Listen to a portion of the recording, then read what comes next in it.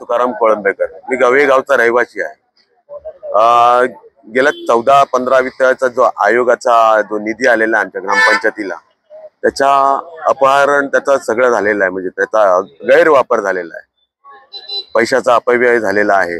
पण त्या संदर्भात आज प्रशासन कोणत्याही प्रकारचं दखल घेत नाही, हालचाल करत नाहीये.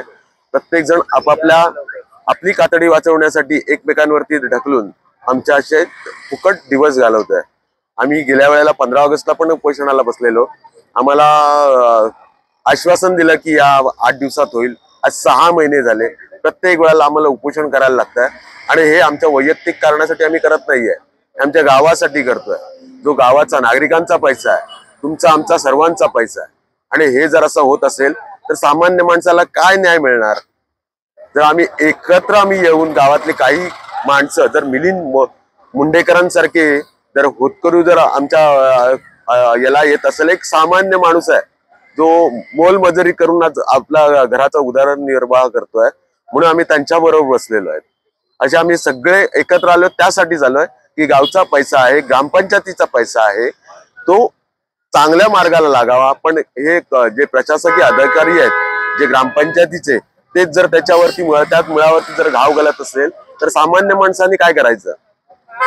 त्यांच्या कारवाई प्रशासन का करत नाहीत? पोलीस स्टेशन का त्याची दखल घेत नाहीये?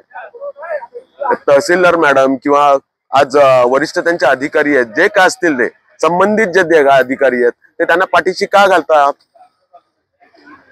त्याला कारण का? आमची चूक होते, आम्ही त्या भ्रष्टाचाराविरुद्ध आम्ही आंदोलन करतोय, ही आमची चूक आहे का की आम्ही पण त्या भ्रष्टाचाराच्या ह्याच्यात आम्ही पण सहभागी व्हावं? अशी शासनाची इच्छा असेल तर मग हे ग्रामपंचायत किंवा स्थानिक स्वराज्य संस्था आहेत त्या सगळ्याच बंद करा, म्हणजे सगळ्यांनाच भ्रष्टाचार करायला वाव मिळेल. मग कोण कोणावरती ताशेरे ओढणार नाहीत, कोणाला आम्हाला जायला कुठे मिळणार नाहीये. धन्यवाद सर. तुमचा आरोप असा आहे की अज्ञात जो व्यक्ती आहे तो शासनाचा पैसा गैरवापर त्याचा होत आहे, तो कुठे थांबत नाही. मागील वर्षात सुद्धा तुम्ही उपोषण घेतली आणि आता हे 2025 वर्ष नवीन वर्ष सुरू होत आहे. या नवीन वर्षात न्याय मिळेल का? या नवीन वर्षात न्याय मिळेल अशी आम्ही आशा करतोय. पण हेच ते प्रत्येक वेळेला आम्हाला कोळसा जेवढा उघडून जो काळा तो तसाच राहतोय ना, तसाच राहिलाय.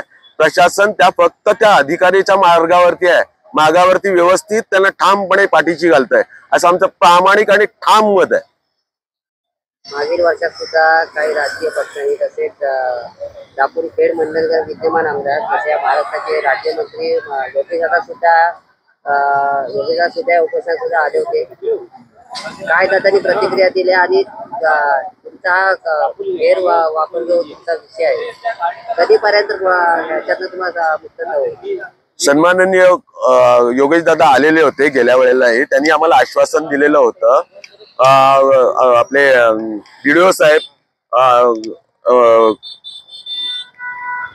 15 दिवसाचा आमचा त्याच्यात हे दिलेलं आहे त्यांनी. पण आज 15 दिवसात त्यांचा आता दिवस किती दिवसांचा ते मला समजत नाहीये, किंवा महिना किती महिन्याचा असतो त्यांचा. आम्हाला वाटतं त्यांचं 15 दिवसाचा, आज 6 महिने झाले, अजून आम्हाला त्याच्यातलं कोणतंही उत्तर दिलं गेलं नाहीये, कोणती कारवाई नाहीये. जसं आहे तशाचा तसंच आहे. काही त्याच्याबद्दल कोणताही एक तसूभरही त्याच्यातली हे झालेलं नाहीये. जर स्थानिक आमदार जर त्याच्यावरती जर हे करत असतील आणि त्यांचं जर हे असं उल्लंघन होत असेल तर आम्ही मग कुणाकडे न्याय मागावा? काहींचं म्हणणं असं आहे की वारंवार उपोषण सरकार आमच्याकडे कुठल्याच प्रकारे लक्ष घालत नाही, तर मी न्याय कुणाकडे मागायचा? आणि वारंवार आम्ही उपोषण घेऊन सरकारला निवेदन देत आहोत, त्या निवेदनाकडे सुद्धा सरकार तुमच्या दुर्लक्ष करत आहे. काय सांगा सर? याच्यात मला वाटतं ही सरकारी यंत्रणाच त्याच्यात पूर्ण सहभाग त्यांचाच आहे. त्यांनी काय करावं काय करू नये हे त्यांच्याकडेच सगळं आहे. सामान्य माणूस याच्यात काही करणार नाही, काही करू पण शकत नाही. कारण संघटित जोपर्यंत तुम्ही आहात तोपर्यंत आहात. पण इथे काय केलं जातं, प्रत्येकाला वेगवेगळे फूट पाडली जाते त्याच्यात, आणि त्या प्रत्येकाला फूट पाडून प्रत्येकाला वेगवेगळे कलर सांगितलं जातं आणि त्यांच्यात मग सांगितलं जातं की हा असा आहे तो तसा आहे, आणि मग हे अशी चालढकल चालू असते पुढे.